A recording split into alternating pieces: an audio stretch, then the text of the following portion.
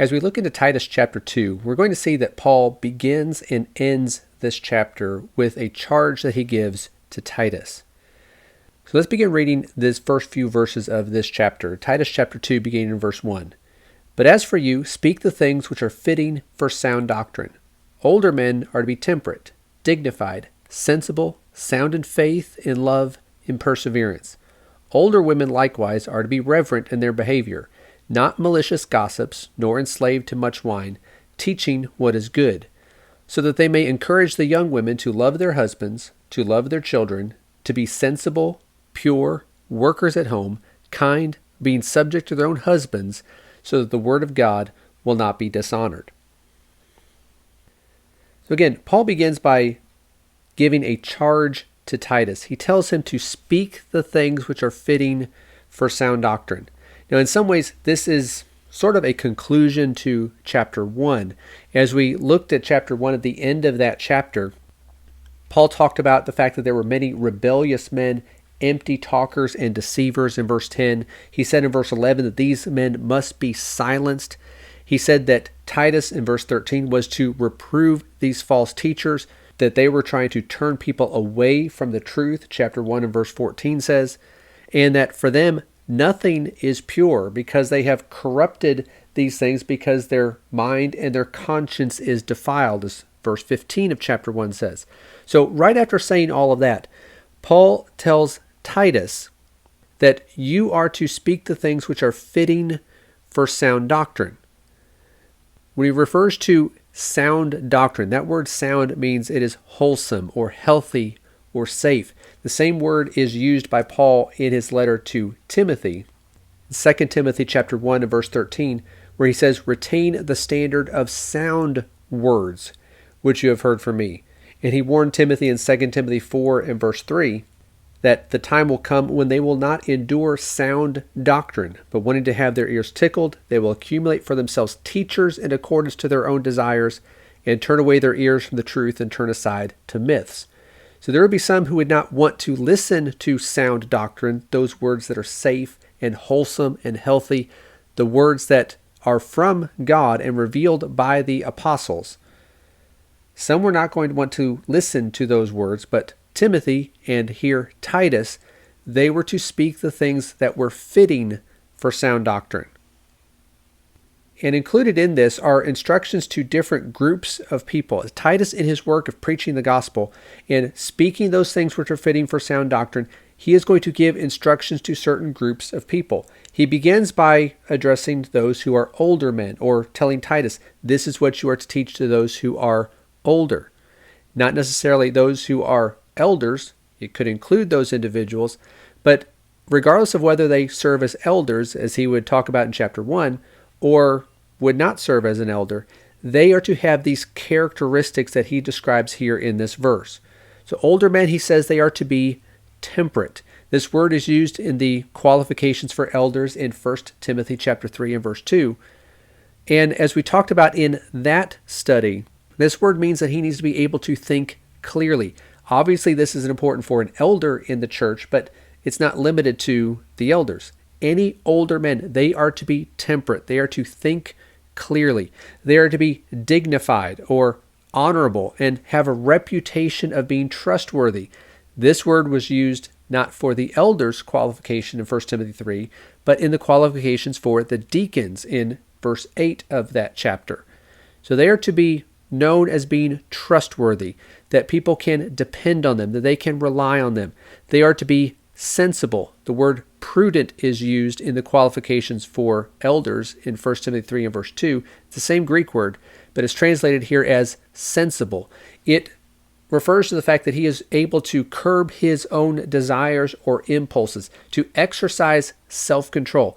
Again, this is a qualification for an elder, but it's a requirement or a goal for any Christian. And so the older men are to be taught to be temperate, dignified, sensible, sound in faith and in love and in perseverance. Again, that word sound is there.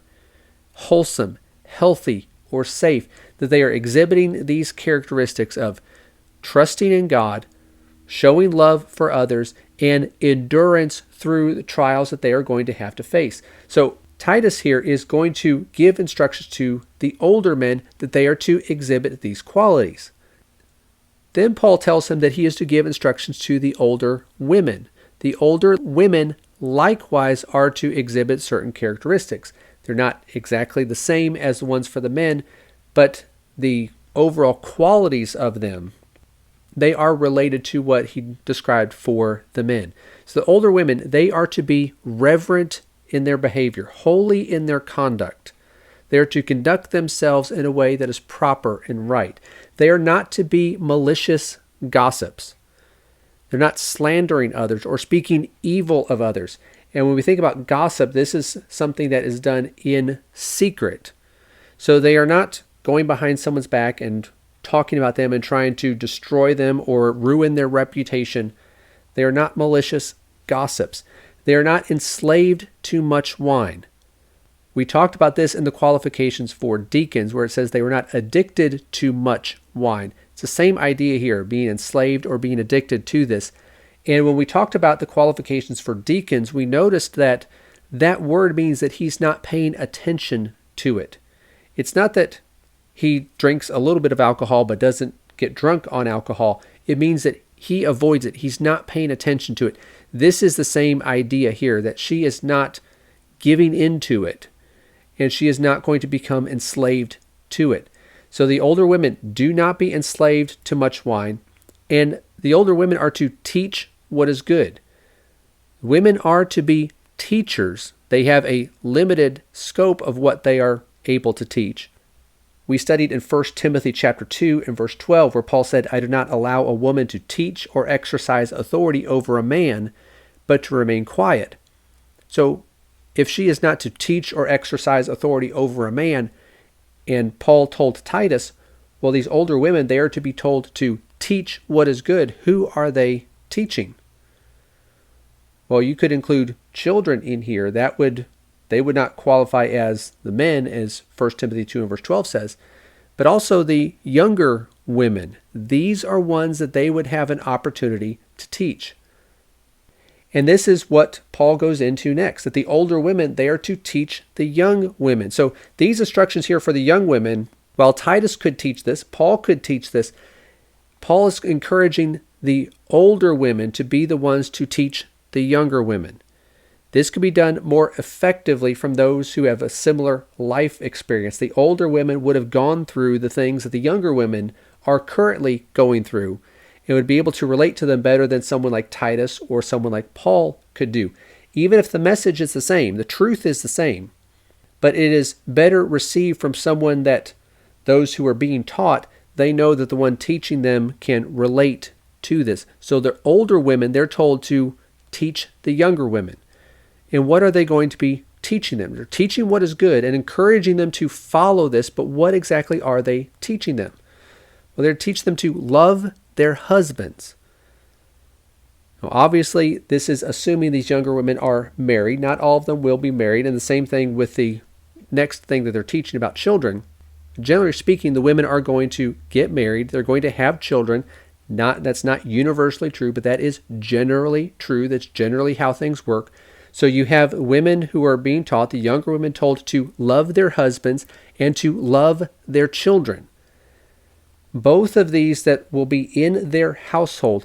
And what's interesting here is that the older women are encouraging the young women or teaching the young women to do this. We might think, well, that affection, that love should naturally be there. And to an extent it is. But it also this love involves intentionality and making sacrifices and displaying this even when it's not easy to do. This is still something that needs to be carried out, something that needs to be practiced. Because love, as the Bible describes it, is not just a feeling or an emotion or just some affection that someone has for someone else. It is an active thing. It is something that one practices. So the older women are teaching the young women to love their husbands, show love to their husbands, show love to their children, and then they are to be sensible. We talked about this, same word as we saw with the older men. They were to be instructed to be sensible or prudent. They are to exercise self-control. They are to be pure. That word is used in 1 Timothy 5:22 and is translated in that verse as being free from sin. And regarding the women and how this applies to them, Peter would use this word in 1 Peter 3 and verse 2 to describe the women's chaste and respectful behavior. That word chaste is the same word as is translated pure here in this verse. So she is to keep herself free from sin, keep herself pure. And then Paul mentions the next thing that has become a little bit controversial today, where it says that the younger women are to be taught to be workers at home. Why would Paul say that the younger women were to be taught to be workers at home? Because by God's design for the home, for the family, for marriage, this is her primary domain, her primary role. Now, someone might immediately ask the question and to push back on this and say, well, does that mean a woman can't work outside the home? Not necessarily. But her primary role is to be a worker at home. And anything that would distract her from that needs to be set aside, because this is her primary obligation. Her primary work is not a career. Her primary work is to be a worker at home for her husband and for her children. This is what the older women are teaching the younger women, because this is God's design. Again, they're teaching what is good, as he said in verse 3. Well, what is good? For the women to be taught to be workers at home. And then he says that they are to be taught to be kind or to be good. This is seen in behavior. This is not just being nice to someone, but being good to others, showing kindness, being helpful or giving help to those who are in need, showing kindness and being subject to their own husbands. They've already said, or Paul has already said, they're to be taught to love their husbands, but now this is about being subject to their own husbands. Today you have a blurring of the roles in marriage, and the headship that is talked about in passages like Ephesians chapter 5, where the husband is the head over the wife, those are ignored. And there might still be a love for one another, but the roles are ignored by many today. Paul says the younger women are to be taught to love their husbands, yes, but also be subject to their own husbands, recognizing that the husband is the head of the wife, even as Christ is the head of the church. Ephesians 5:22 through 24 talk about this. And the reason why he says this is so that the word of God will not be dishonored. This isn't because this is cultural, or because this is Paul's preference, or because he's being chauvinistic against the women. It's because this is God's design. This is done so that the word of God will not be dishonored. So the roles that are given here, that are described in the home of the husband and the wife, the husband is the head of the wife is to be subject to her husband. This is what is to be taught, and the older women are to work in teaching this to the younger women.